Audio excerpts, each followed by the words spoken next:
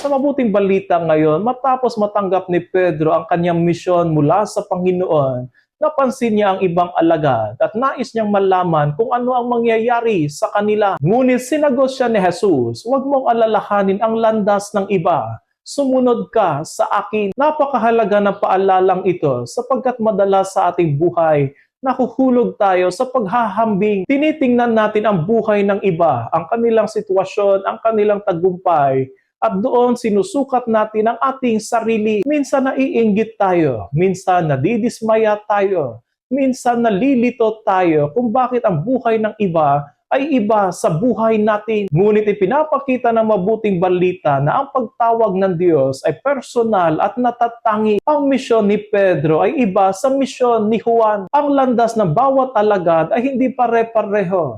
Ngunit ang lahat ay mahalaga sa plano ng Diyos. Ibig sabihin, hindi natin kailangang ikumpara ang ating mga sarili sa iba.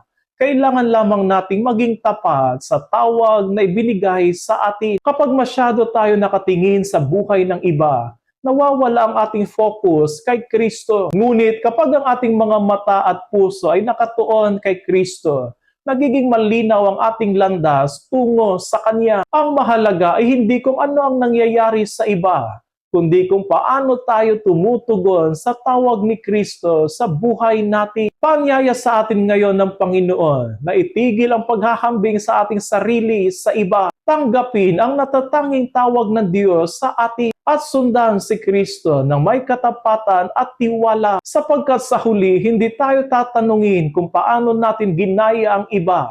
Tatanungin tayo kung paano natin sinunod si Kristo sa landas na ibinigay niya sa atin.